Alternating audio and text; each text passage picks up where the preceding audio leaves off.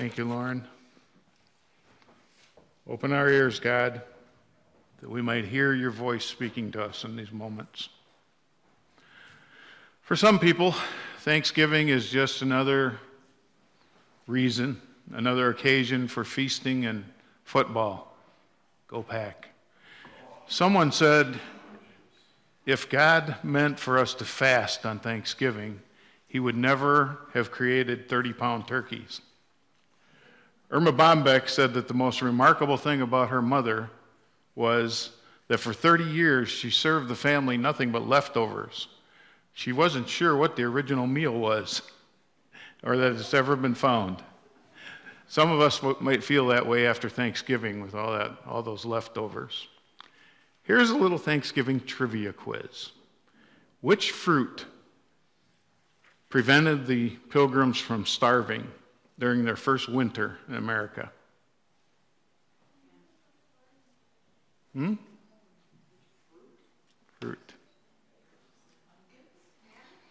Who said pumpkin? That was good. She might have seen my notes at home. I don't know. I'm kidding. I didn't have them at home. The answer is the pumpkin. A Pilgrim song went like this. It said, "We have pumpkin at morning and pumpkin at noon. If it were not for the pumpkin, we would be undone." They ate lots of pumpkin.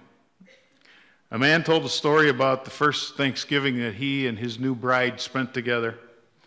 It was pretty sparse. They didn't have much money. And he was still in college, and his wife was just working part-time. No traditional Thanksgiving feast for them that year. They knew that. Until he heard a radio ad.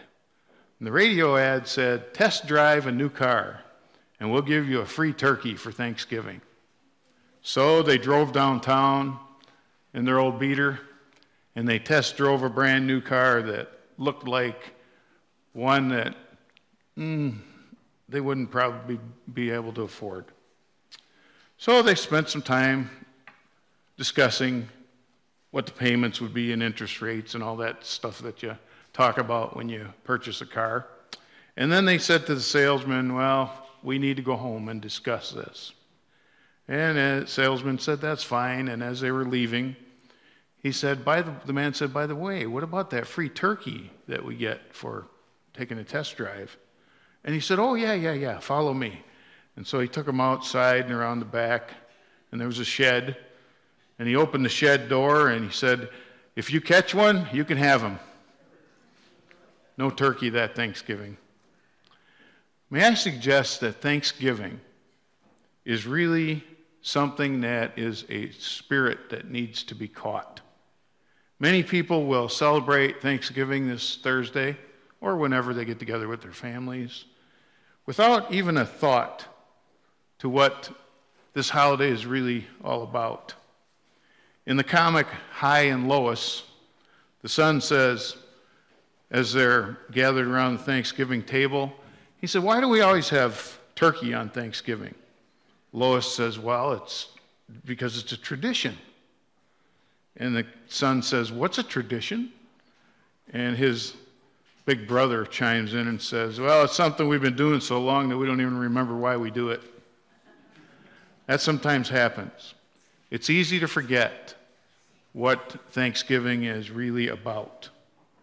There was a church that had a Thanksgiving party.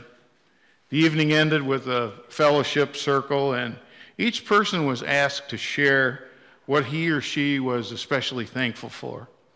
Many of the usual blessings were mentioned, family and home and food and all that stuff. But one little shy girl raised her hand and she said, "I'm just thankful that I'm thankful." Now, that seems like a healthy way to feel, a good thing to say. We ought to be thankful that we are thankful. For one thing, when we're thankful, we remember our debts. We remember that we owe a great debt. Years ago, the English poet Lawrence Binyon wrote this about people who were killed in World War I. Quote, "They shall not grow old as we that are left growing old. Age shall not weary them, nor the years condemn. At the going down of the sun and in the morning, we will remember them. A country that forgets its history may not have a future. A lot of people have made sacrifices for many years and in many different ways so that we can have this free and prosperous land that we live in, so that we can have a church here and can worship freely without any interference from the government or anyone telling us that we have to do it a certain way. We're free to do it as we wish and as we feel is right. Now, I'm not just talking about soldiers who gave us this freedom, fought for this freedom to keep it, and continue to do so today. We owe them a great debt of thanks. But I'm also talking about parents and grandparents and great-grandparents and so on down the line. I'm talking about farmers and factory workers, blue-collar people, white-collar people who have kept this nation going. I'm talking about people who worked hard all of their lives without much to show for it, except for the dream that someday their kids would live a better life. I read about the day that a man named Mort Meyerson became the president of Electronic Data Systems. Mort's 95-year-old grandfather was there that day. And his grandfather had to escape Russia many years before that because he was a Jew and he would have been killed. He lived in an attic in Brooklyn for 18 months, working as a tailor so that he could get enough money together to come to the United States and get a train ticket to Fort Worth, Texas. He raised a fine young son, and that son's name was the guy who was becoming the CEO today, Mort Meyerson's father. And now, Grandpa was there to see Mort become the president of a major corporation. At the end of the meeting, Mort's grandfather came up to him with tears in his eyes, and he hugged his grandson, and he said, "Son, through you, I have fulfilled all of the dreams I had as a young man when I came to America." That's the kind of debt that many of us, all of us, owe this day. It is a debt that is owed to men and women whose names we don't even know, but they worked hard and they worshiped so that we might have the many benefits that we have today and that we will celebrate with family and friends on Thursday.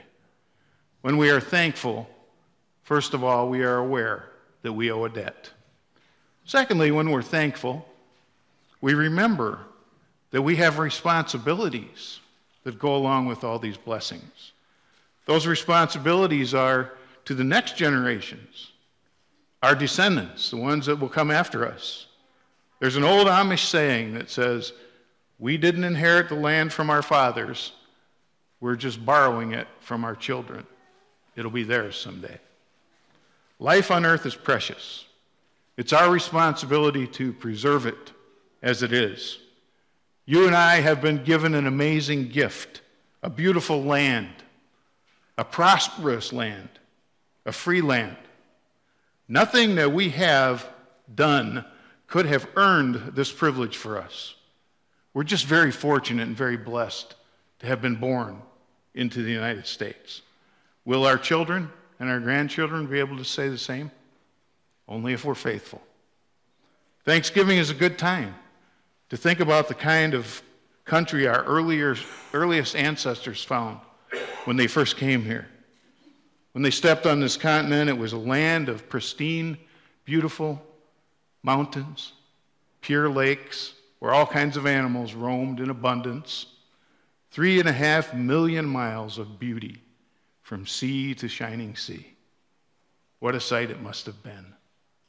Today, we have asphalt and buildings hiding a lot of that beauty.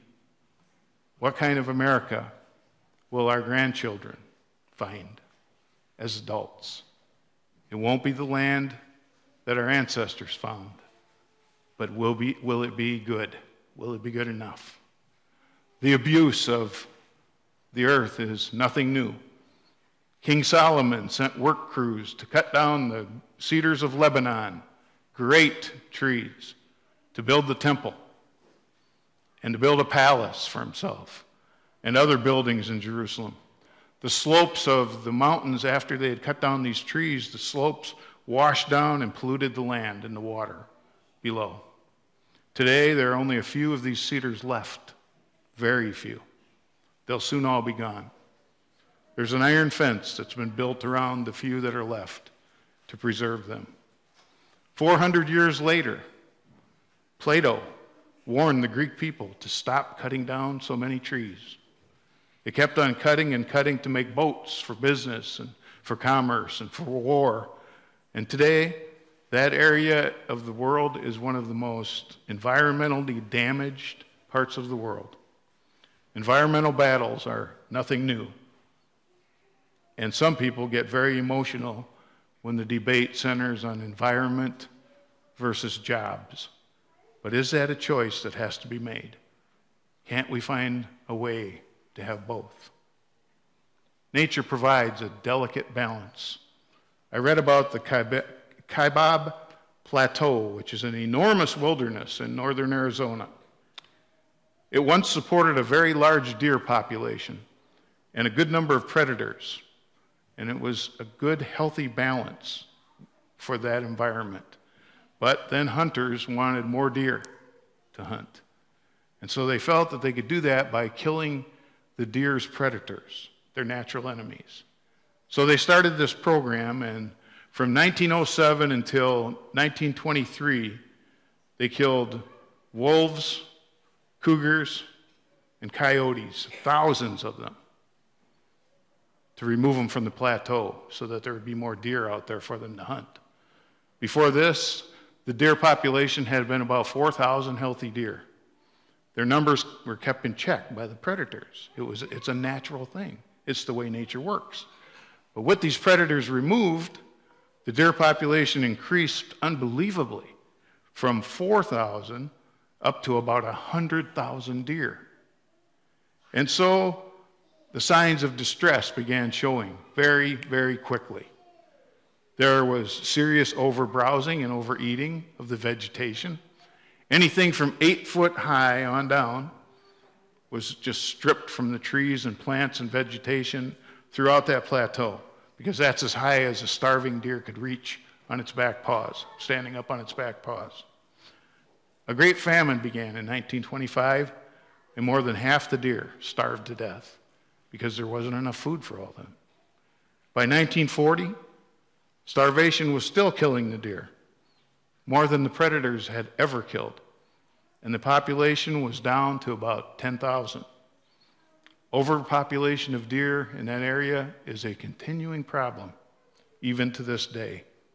You see, nature provides a delicate balance. We need to help nature maintain that balance. I know there are extremists on both sides of important questions like this, but Thanksgiving is a good time for us to think about and reflect on the stewardship of our land and our responsibilities to the people who are sitting in some of these pews this morning, the kids, the future generations. When we are thankful, we acknowledge that we owe a great debt, and we also acknowledge and remember that we have responsibilities. And then finally, when we are thankful, we remember and we reaffirm our faith in God. Wouldn't it be awful to have all the bountiful blessings that you and I have today and have no one to thank for it? Wouldn't that be terrible? There was a missionary from Kenya who told about a doctor who had come to the field to use his skills to relieve suffering and pain. And on one occasion, he performed a delicate operation that saved a woman's life. As the patient recovered, she didn't express even one word of appreciation, never even a thank you. The missionary said one of the first lessons a new missionary must learn is that the people to whom he's been called aren't waiting with open arms to applaud his coming. There are even some tribal languages that have no words to express the idea of thank you. Imagine that. No words to say thanks. How sad. I think you would agree that many of us, all of us, have a need to say thank you. We are thankful at Thanksgiving for our freedom, and we must do all that we can to preserve that freedom. We're thankful for our family, for all that our parents have done for us. It's a good time to pause and tell them that. If your parents are gone and they've left this earth, then it's just a good time to pause and reflect and think about all that they did for you in your life. We're thankful for friends. Good time to tell them thanks, too. We're thankful for our church family. Good time to tell each other that we appreciate the support and the fellowship with one another. We're thankful for all the good things that God has blessed us with, not only this past year, not just for Thanksgiving, but beyond, into the weeks and the months ahead. When we are truly thankful, we remember our debts that we owe to those who came before us. I've said it many times before from this pulpit, but I appreciate every person who ever was a part of this ministry here. I appreciate every pastor who came before me and who ministered to people.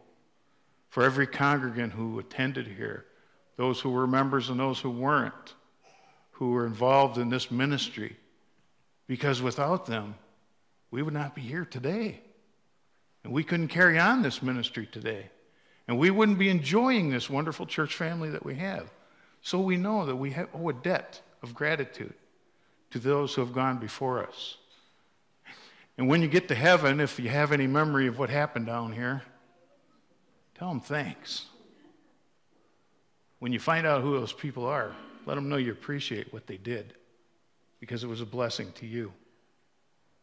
When we're truly thankful, most important, we affirm our faith in God, because God and no one else has given us all those things that I just mentioned that we ought to be thankful for.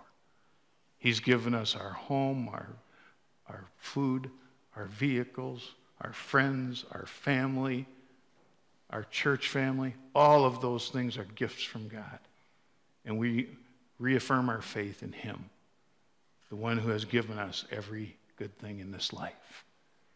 Amen.